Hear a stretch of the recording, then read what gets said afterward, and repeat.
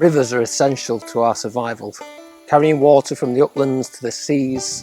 They act like veins cutting through our rolling hills, bringing water to our communities and shaping our landscapes. But we're not the only species that rely on rivers. All species need water to survive and make rivers their homes, creating a whole intricate web of life, both beneath and above the water.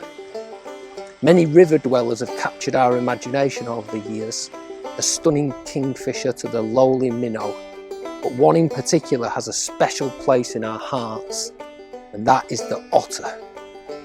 Otters are a protected species in the UK, and I'm going to tell you a story about why that might be.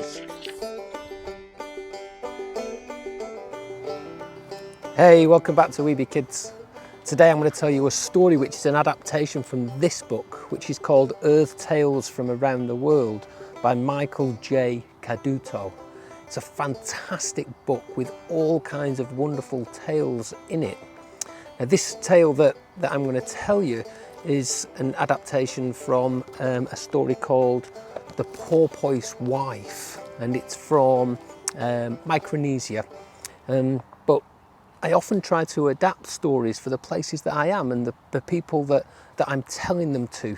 Stories are a great way to connect us with place, and by adding some of the creatures that live near us and the places that we live into our stories, it helps us get a deeper understanding and a deeper appreciation for the places that we live.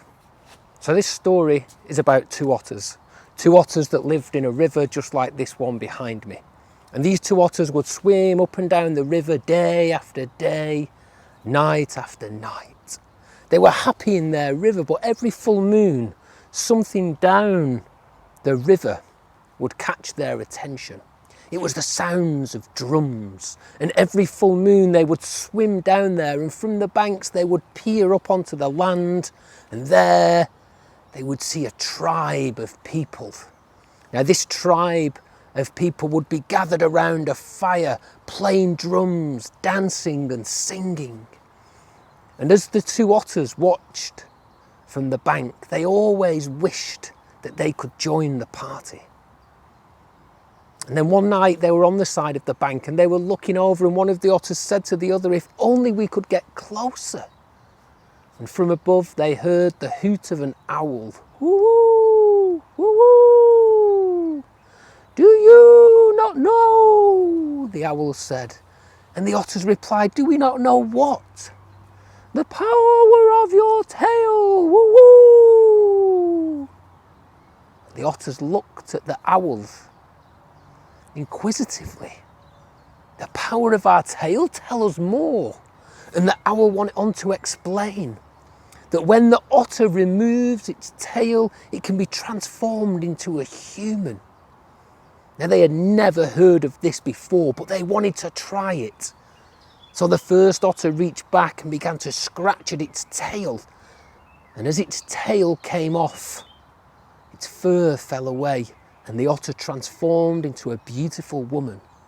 The second otter did the same too, and again she transformed, and they walked across the sand and up onto the banks, and there from the height behind the rocks they watched this tribal gathering. But just as the sun was coming up, they went back to the bank and they put on their tails and they dived back in the river and they swam away. And they spoke about that night all the way up until the next full moon. And on the next full moon, they swam down to the sandy bank. And there again, they removed their tails. And as they walked along their beach, their webbed feet turned into footprints of people. And there again, from behind the rocks, they hid. But while they were hid and they were watching, a man came walking along the riverbank, and he noticed down on the ground this unusual series of footprints, webbed feet into human feet. He scratched his head. Something wasn't right, he thought. So he tucked himself in behind the rocks and he waited. And as the sun came up, the ladies returned to the bank. They reached in behind the rocks and they put on their tails. And as they transformed back into otters, the man who was hiding couldn't believe his eyes. He had never seen anything so amazing. The otters swam away, and off they went up the river again until the next full moon. And when they arrived at the next full moon, they did exactly the same. They came up onto the bank and they removed their tails and hid them in the rocks. And then they went off and they watched the tribal gathering from behind some bushes. And as the sun came up, they returned to the beach. But this time, as they went behind the rocks to regain their tails, only one of them was there. They searched frantically for the tail, but they couldn't find it. The lady with her tail, she put it on. She said, "I must go back to the water, for I am an otter. That is where I belong." But the other lady sat with a tear in her eye. She knew she couldn't return to the water without her tail. So she sat and she wept and wept as the sun came up and the air turned warmer. She just sat there with tears rolling down her face. And then she heard somebody coming from up the bank. And she looked and it was a man, and as he approached, he saw her cry and he went over. He said, "Lady, what is the matter with you? Is there something I can do?" And she didn't want to tell him that she was an otter. So she thought quick. She said, "I was coming down the river on my boat and my boat tipped and it has washed away and I have been stranded here. I have nowhere to go and I don't know anybody." And the man said, "Do not fear, I will help you. Come with me, I will take you back to my house and there I will give you warm food and I will look after you until you are feeling better to return." So they both went back, and one day turned into a week, and a week turned into a month, and a month turned into a year, and the lady became quite happy there. The man took care of her, and they built a house together. And years went on, and as years went on, they also had 2 children. And as happy as she was, in her heart, she always knew that she belonged in the river. She would walk out to the river banks some days and watch her otter friend swim up and down, catching fish, lazing in the sun on the bank. And she just wished that she could be back there where she belonged. And one spring day, the man woke up in the morning. He said, "I'm going to go fishing today." The children said, "Can we come fishing too?" He said, "Yes, we're going to go to the river. We will cast our nets and we will bring back fish for dinner." And the lady said, "Well, if you're going fishing, I will remain here. And while I'm here, I'm going to give the whole house a spring clean so it's lovely for when you return." And the man said, "Yes, that would be great. But don't worry about cleaning the attic. For the attic is full of dust and rubbish that has built up for years and years. Leave the attic and we'll do it together another time." And the lady agreed. And the man went off with the children fishing and she began to clean. And she cleaned and cleaned, but she cleaned the place much quicker than was expected. It was till 3 hours before they returned, she was all done. She sat twiddling her thumbs, and then she thought, "I'm going to clean that attic." So she pulled the ladders out and she climbed up into the attic, and there she began sorting through all the boxes, dusting them off and stacking them. And when the whole place was nearly clean and stacked, she came to a box at the back of the attic. And as she picked it up, something looked unusual about it. There was grass sticking out of the ends. She thought that was strange, so she dusted it off. And she lifted the lid. And as she lifted the lid, there was something in there bundled up in old grass from the riverbank. She began to slowly pull the grass back.